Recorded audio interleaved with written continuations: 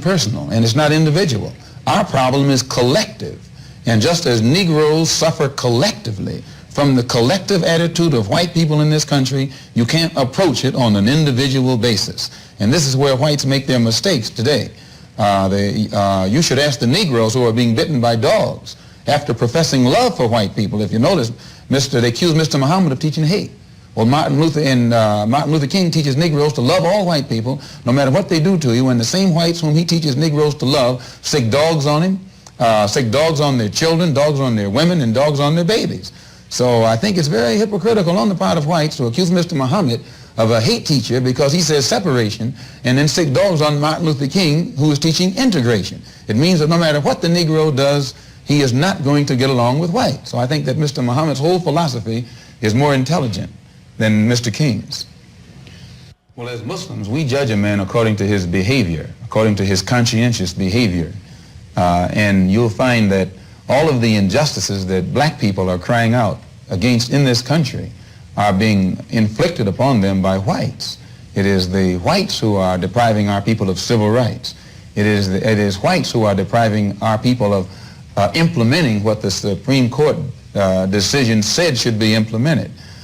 Wherever black people turn, they are facing the hostility of whites, so that when you get the collective pulse beat of Negroes in this country, you'll get a truer picture of how our people think. You can't go up to an individual and ask him what does he think. How do all of you think who are catching hell collectively at the hands of white people collectively?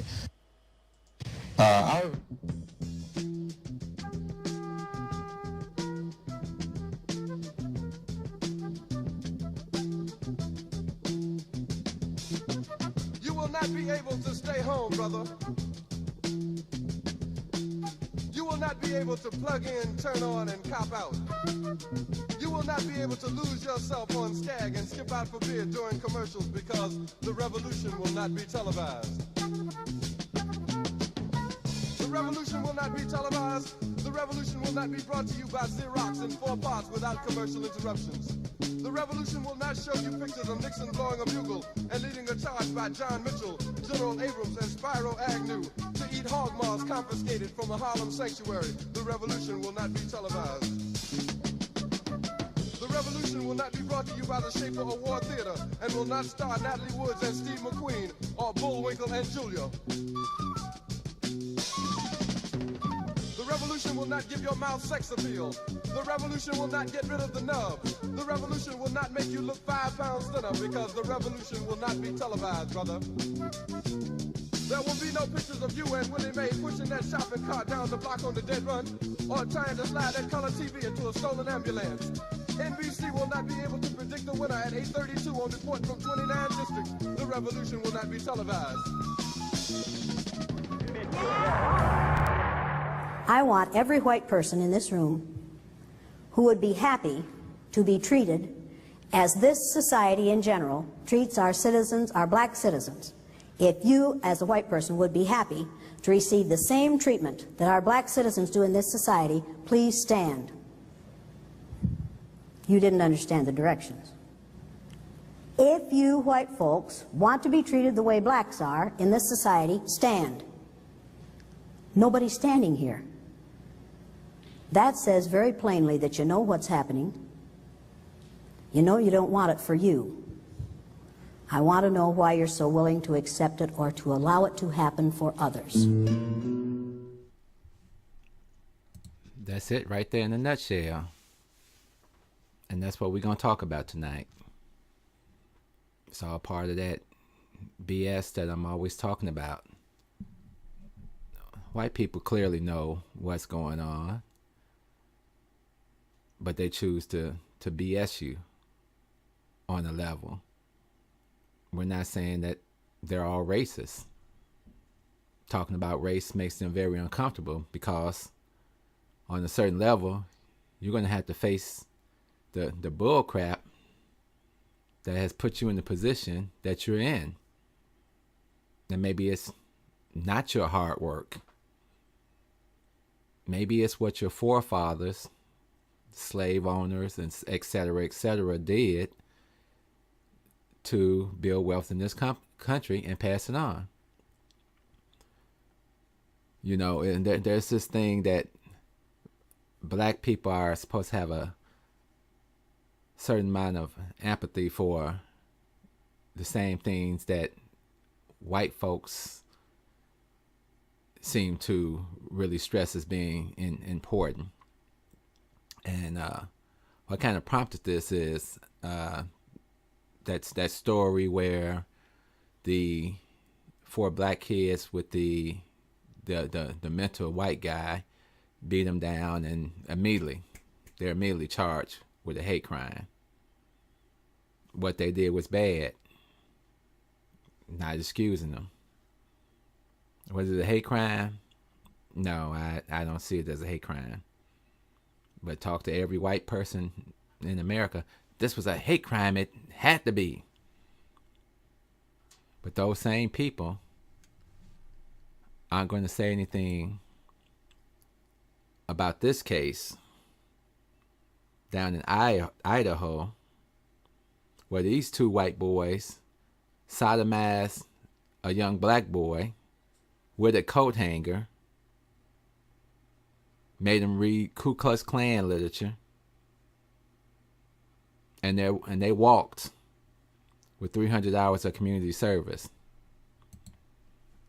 So excuse me, I'm not going to get excited over what they want me to get excited over, because blacks, we got to get to a point of thinking about us and how we're treated as a collective group. If you're listening to the show when it first started and Malcolm was speaking, our problem is our collectivity, and that's what we have to get together in order to make some type of moves. For the last 150 years, we've been catching hell in this country, and rarely have there been convictions. But you don't see white folks all out enraged with all the black stuff when you see it right on TV. Man getting choked out for cigarettes. Man getting shot in his back running away. We can't convict those people. But we can convict the bastards that shot those videos. They're in jail. This is what we're dealing with. We're dealing with nonsense on such a obscene level. Well, we're watching black youths, lives just being taken away from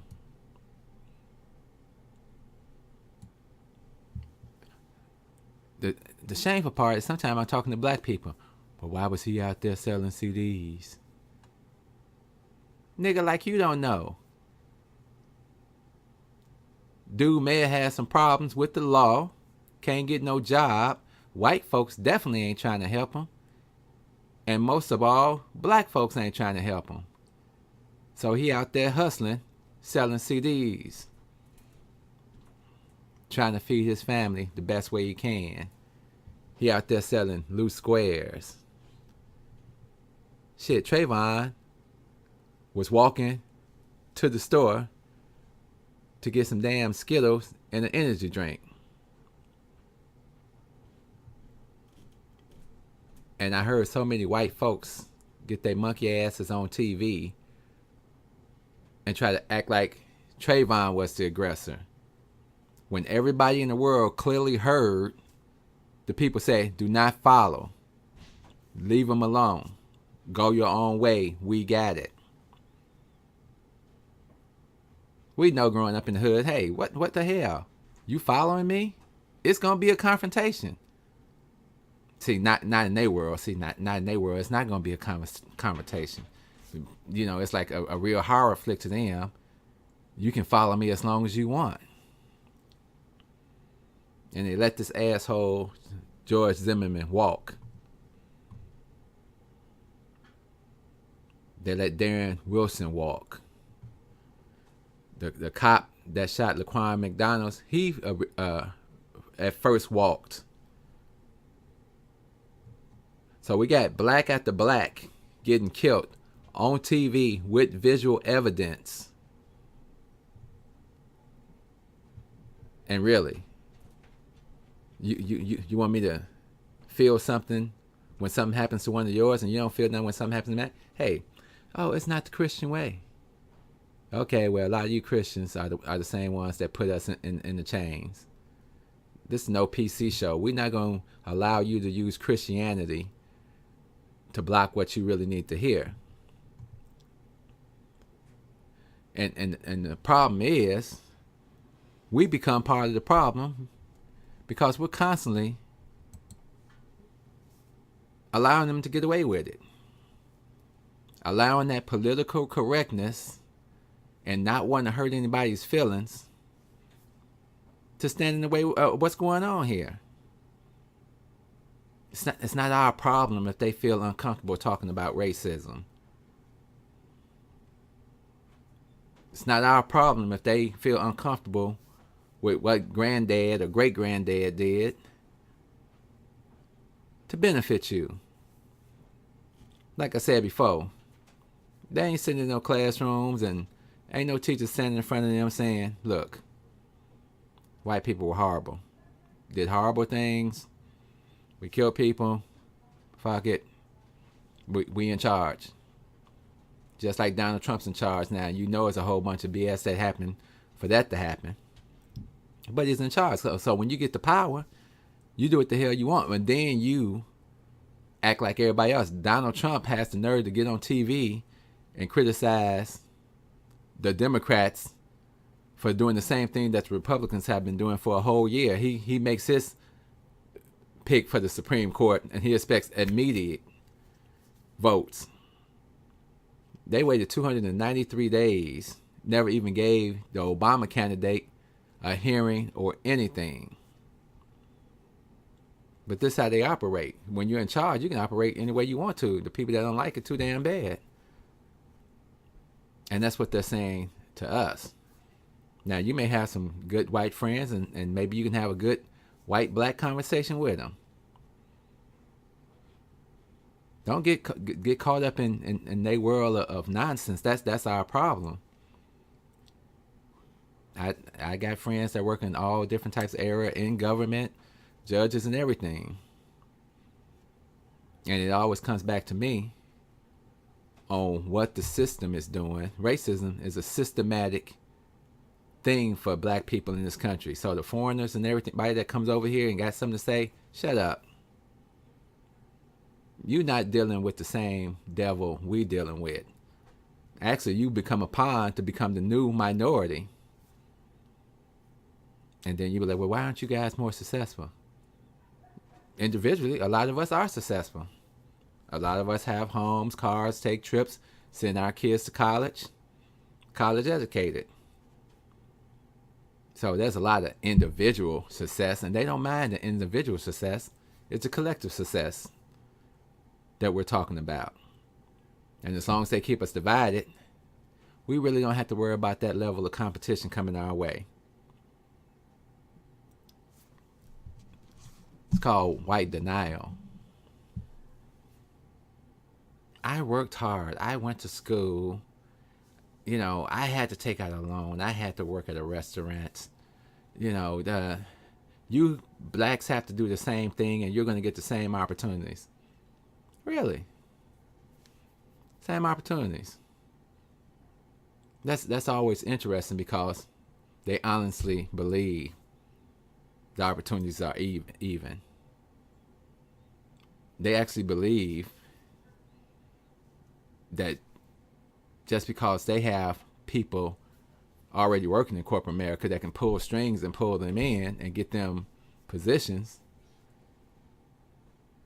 that we got those same type of friends. Most of the time we don't. And even if we do have a friend in some position, they may not be able to get us in because they still got to go through Mr. to get it done. See, they don't see the way racism is woven into the flag. Our tears hidden behind stripes and bars, land of the free, land not ours.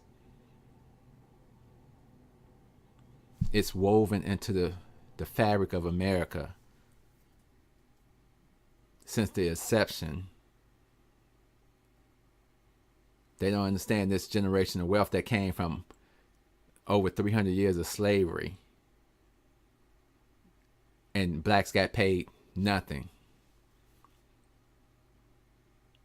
Not only do they not understand it, they really don't give a damn. Well, shit, you got free.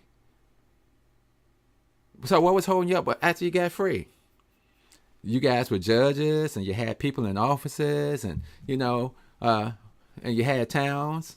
What happened to all that? You guys are just lazy. Oh, let's see. Whites came in, burnt down the towns, killed a lot of black people. Nobody went to jail. 150 years of Jim Crow. Killed all your leaders. I don't understand what's holding you up. You had leaders. Martin Luther King, they always going to throw out Martin Luther King because he behaved in a manner that was acceptable to them. It was palatable.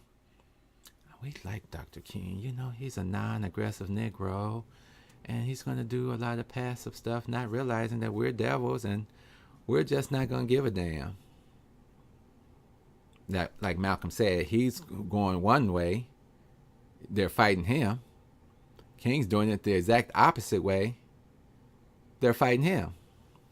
So no matter which way we were going, we're dealing with the same devil, and they weren't about to give in to that. Oh, we gave you some rights, but you gave us some rights, but your Constitution said we had these rights already. Oh, forgot. We weren't part of that original setup. Makes them uncomfortable. Talk about it. They're going to come to you with, like, look at your neighborhoods.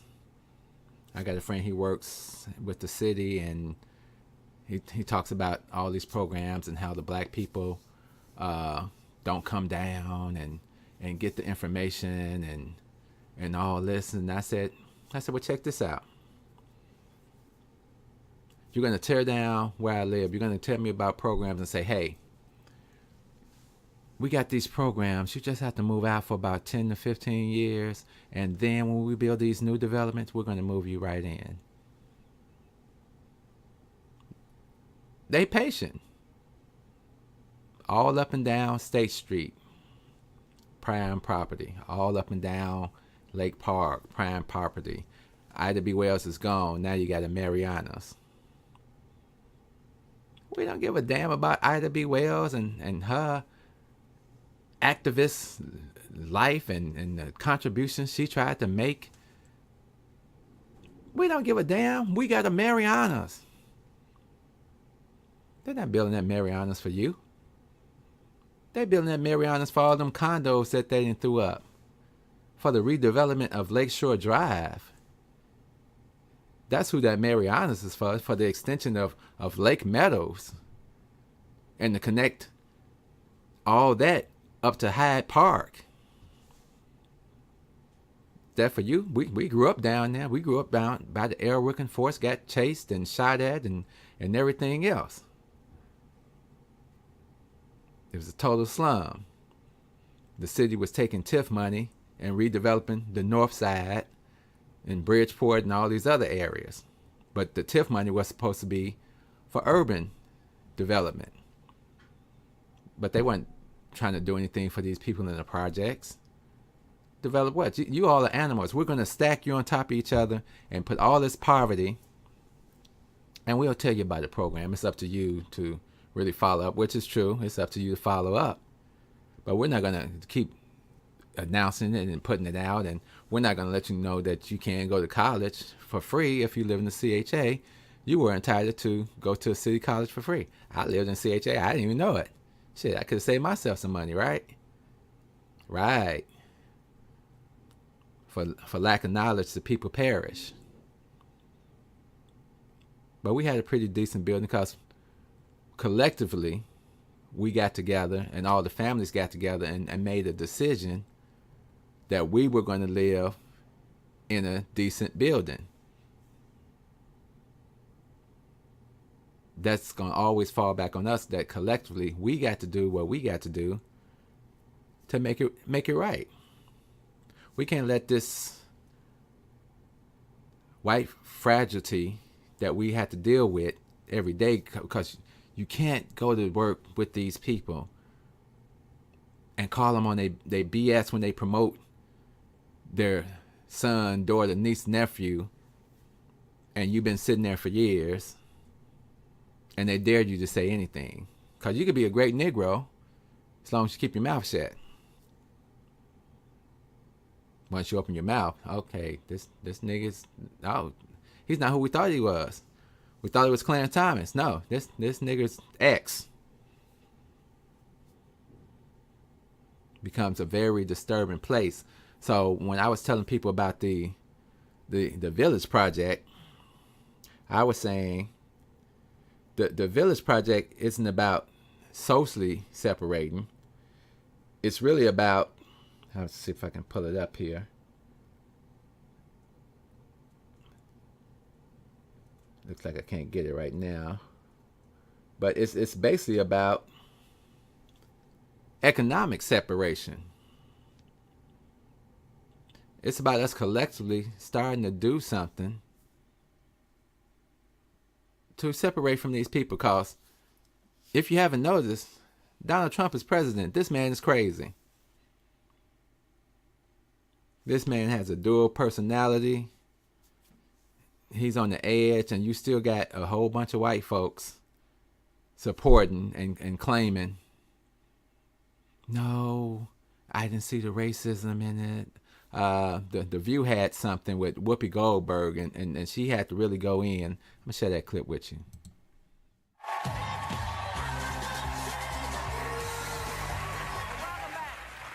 You know, we're just talking about kids and some of the things that are happening. But last night, CNN's Van Jones had a disturbing theory about one of the things that may have led to Trump's victory. Take a look. I mean, we've talked about everything but race tonight. We've talked about income. We've talked about class. We've talked about region. We haven't talked about race. This was a white lash. This was a white lash against a changing country. It was a white lash against a black president in part. And that's the part where the pain comes. And Donald Trump has a responsibility tonight to come out and reassure people that he is going to be the president of all the people who he insulted and offended and brushed aside. So,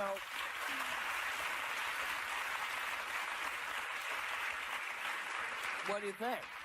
I agree about the unity part, about Trump's need to bring everyone together, but I disagree about the white lash. And the reason is that President Obama got elected in 2008, and he got reelected. And a lot of white people came out and voted for him. He got a lot of those voters. The country united in 2008. I don't care if you were Hispanic or African American or Caucasian. I don't care what you were. You united under his message of hope and change, and then you reelected him. So I don't think people were rejecting President Obama. This had nothing to do with race for me. This had to do with two flawed candidates and people wanting change. Just the way they did want in 2008. They wanted change. And this time they wanted an outsider, and they looked at Hillary Clinton and they said, I don't think she's going to bring change. I think she's part of the establishment. The system is broken. She's part of a broken system. Let's go with someone else. President Obama, I honestly feel if President Obama could have run for a third term, I think he would have beat Donald Trump. I think he would have won. That's not racism then, though. You're missing the point. You're missing the point. It's not about whether President Obama is running. Mm-hmm. It's been what you've heard for the last 4 years is, you know, he doesn't speak for us. He doesn't know anything about us. He doesn't have our best interests at heart. Who are they talking about? He's an American president trying to help you. People are going to say that about Trump, though, and that's not going to always be about race. For some, absolutely. What part am I missing with you? What part am I missing that you're not getting? You can't.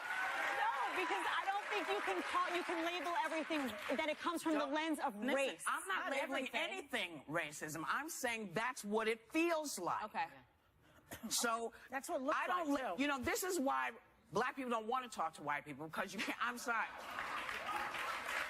Y'all just have to hold on. Yeah. Because anytime you say, hey, this is what it feels like, people say, oh, you're bringing out the race card. Yeah. So it makes you not want to have the conversation. I want to hear what you have to say. Because what you make me feel like is I'm not, What I'm saying doesn't make any sense. When I'm telling you this is why I feel like this and this is what's happening and this is why. So when you say it's all about, it's not ever all about, as Van said, in part, this is what it feels like. So that's what I'm talking about. Whoopi was right on target. That's why you don't want to talk to these people. Because they're going to blow that smoke up your ass with the alternative facts. Oh, white people went out and voted for Obama. Really?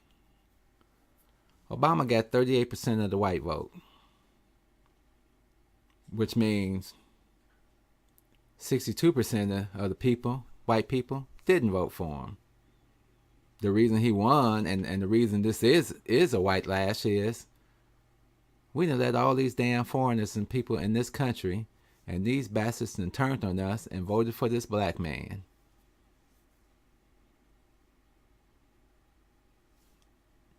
He couldn't win with 38% of the white vote. He won because of all the nationalities that came together, recognized the oppression from the white establishment, and gave them exactly what they deserved, a black president. Now, it doesn't make a difference how great this man has been. He could have did a whole lot more for black people and got impeached. I would have liked to see him just go ahead and get impeached, but I know he's thinking of legacy and how it's going to look in the history books. I would have loved to see him slap the Bible out Trump's hand, any damn thing,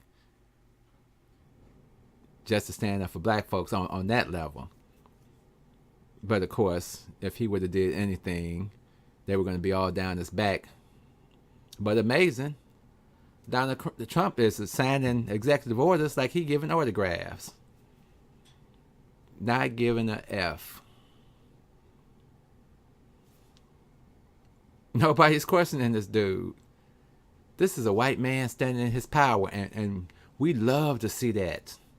When you said, let's make America great again, that was some racist shit. They didn't see it as racist, but a lot of us clearly saw it as racist. Nigga, did you just say make America white again? Because we didn't miss that great part. Because we got slavery, we got Jim Crow, civil rights movement. Now you still shooting and killing us in the street. Where's the great part at? You ain't gave us no reparation. Where's the fucking great part at? The great part is we done got all you blacks and Hispanics and whoever else and put y'all back in y'all place. We done put all these Yahoo nationalists, ex-Ku Klux Klan or current Ku Klux Klan members back in place. It was the white women who made it possible for Trump to win. That white woman just sat on there and blew smoke straight out her ass. We're looking for an alternative to the system. And you hear that all the time. So your idea of alternative is a pussy-grabbing, womanizing, racist, non-tax-paying, non-vendor-paying, manipulative son of a bitch named Donald Trump. Why don't you just go ahead and give your keys to your Porsche to your 5-year-old? Because what you basically said is, I want somebody to come in here and fuck it up. You got your wish, so why y'all all out here on the malls protesting? Because he ain't done. And he don't care. You know why? Because his bottom line is money. He's already saying, if you impeach me, what I'm losing? I'm not losing nothing. I'm rich, bitch. So all the stuff I do, me and my billionaire friends, and this money got to flow a certain way for, it's going to take you about a year or two. Wait till I start this war, or a year or two. Get me on up out of here so I can go on and count the money I done made off you dumbass people. This man has no loyalty to America. Fucking all he fuck with is immigrants. All his fucking wives is immigrants. Shit, where's his birth certificate? But they'll hold people like this up to you constantly in white society. They'll constantly tell you how great this white man is, and you're sitting there like, are you a fucking man? This fucking racist, this fucking alley apple thrower. It's funny when they have to look at some of these old photographs with black men being murdered and beaten and things, and look at these people. Do you recognize any of your relatives in there? But it wasn't you. But you feel uncomfortable. That's that little guilt shit. I don't give a damn if you feel guilty or not. The truth's the truth. You're not going to shut me down like Whoopi said. You try to make us feel like we don't know what the hell we're talking about. And that's a problem. Tamron Hall just walked the hell out of NBC. Good for her. Because they're about to bring that funky ass Megyn Kelly over there. And you know how it works. It works on all levels. It don't make a difference how successful you are, nigga. When we gonna bring a white person in, it's not racism as far as we concerned. We just gonna bring a motherfucker in and you deal with it. Oh, well, we gave Miss Hall a chance. We were hoping that she would reconsider and stay on and work with Megyn. That's that bullshit they feed you. They feed it to you in corporate America daily. Kids, go to school, graduate, have your 7-year out plan. That's about as much as you should take in corporate America. I've been there 18 fucking years. I need out. Our discontent has to be stronger. Our sacrifice has to be stronger. I got to find some black people to hook up with that's doing something. That's thinking about future plans.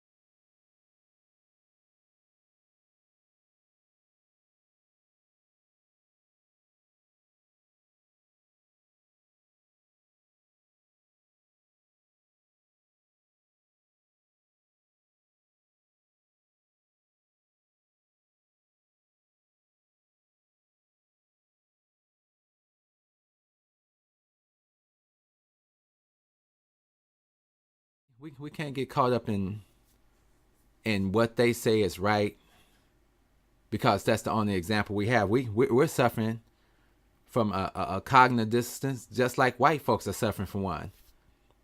And that's when you're almost living a two-minded type of life.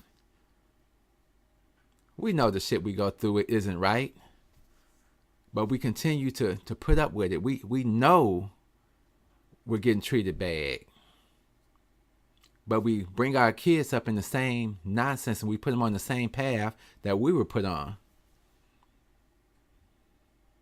Dr. Umar Johnson and Dr. Joy DeGruy had a interesting documentary about cognitive dissonance.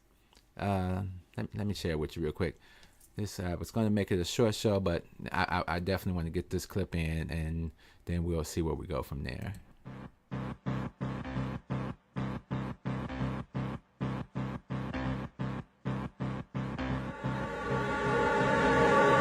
Cognitive dissonance is what occurs when a person is holding on to contradictory ideas simultaneously.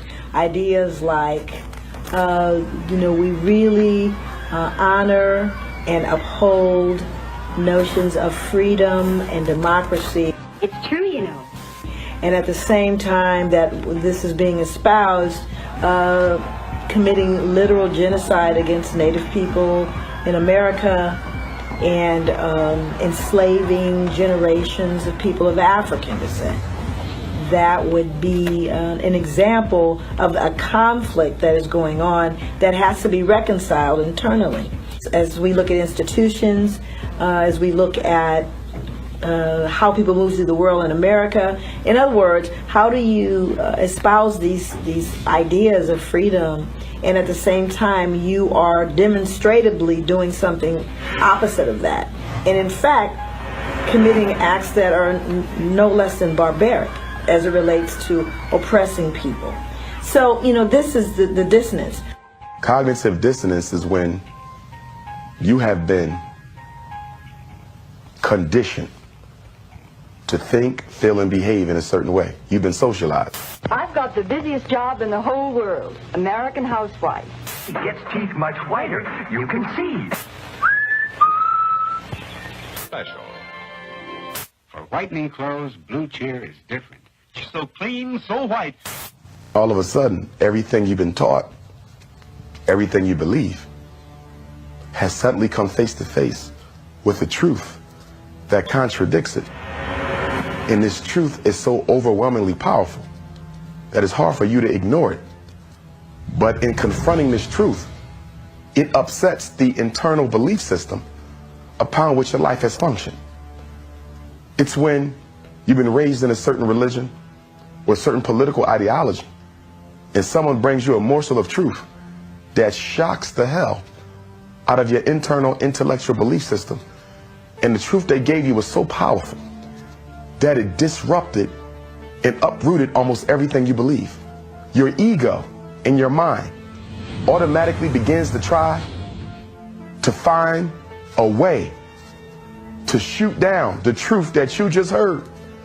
But because your spirit is telling you that this was the truth, your ego and mind is not doing a good enough job to shoot down that new information that is making it hard for you to remain a consistent adherent to that which you were previously told to believe. So then, what does one do to calm the mind of the people whose ancestors perpetrated these atrocities? So you have to somehow normalize the behavior. In other words, make somehow the idea of American chattel slavery for 339 years somehow seem, an okay thing to do. Because imagine 339 years of being told, oh, no, this is okay. The problem is them. The problem is we were benefiting them, or we were helping them, or whatever rationalization they receive. So when they get this information now, the jolt is, well, no, that can't be true. They do not want to accept the reality that processing that information would bring about. And so white folks suffer. Dr. Jeffries is the first one I heard use the term like 30, 40 years ago, that white folks suffer from cognitive dissonance. that white folks have an inability to process information that shows black folks in a positive light, you know, because to process that information in that manner would then show them in the negative light that they have lived out over the centuries in their relationship to us. Then we have to take a look at what effect then does that have on those who have oppressed. Because again, they have had to live with generations of denial and acceptance of that dissonance. And the way that they've dealt with that is to not just deny it, but hide it. To hide any truth associated with what would cause the conflict. For you to see the barbarism, for you to see the levels and the involvement of people in lynchings and the behavior of large groups of people, generations of people around mutilating and hanging and beating people. So what you have to do to hide it or to justify it produces this kind of callousness that you see, this open defiance in the face of a preponderance of evidence. A preponderance of evidence that says, here it is before us. White supremacy. When you talk about racism, same thing. White folk haven't been socialized that Africans are inferior all their life as part of their internal intellectual belief system. All of a sudden they come face to face with a black man or woman who's more intelligent than any white person they know or have ever met or have ever read about. Wow. For the first time, I've learned that black people are not inferior, but I've been taught they were. And coming from a culture of white racism and supremacy, I have to rally my psychological resources to come up with an excuse or justification for just how this black person was able to be this intelligent. And to give you an example of how the ego and the mind will combat the cognitive dissonance, for example, it will rationalize the intelligence of the black man. It's when the white person tell themselves, there's always exceptions to every rule. Yes, he was smart. Yes, he was very intelligent. But that's only because there's exceptions to every rule. Most black folk are not that smart. Most black folk are not that intelligent. You're not likely to come across a lot of them. And so it becomes more easy to tolerate when you come up with a justification, when you come up with a rationale for why you're experiencing information or circumstances that are in direct contradiction to what you've been taught to believe. So their perspective is, well, you must be not telling the truth because we're benevolent, we're good, we're kind, which was what had to be fed for generations in order for people to somehow normalize, well, again, what results in being pretty much barbaric and horrific behavior. In the end, it probably will end up with mixing socially. And you will have, well, I think their aim is mixed marriages and becoming equal with the whites. It's the subject that's talked about all the time. And as far as accepting them socially, if that's what you mean, I could never do that. In recent times, as far as accepting them socially, I could never do that. That's what this white woman said. That's what a lot of them think. I know a lot of good white folks. I don't think they're racist. I think they're uninformed. I think they sleep. I think they don't want to know. Because like they said, if I come and talk to you and show you who I am, you can't hit me with an alternative fact and say I'm not. I shouldn't have to beat my chest and tell you how great I am. If the documentation is there, I did a show one time and I put some scales up because this is the only way we can get fair treatment. If there's a promotion in the office, let's put everybody's name on the board like we're in grammar school and let's see all the accomplishments.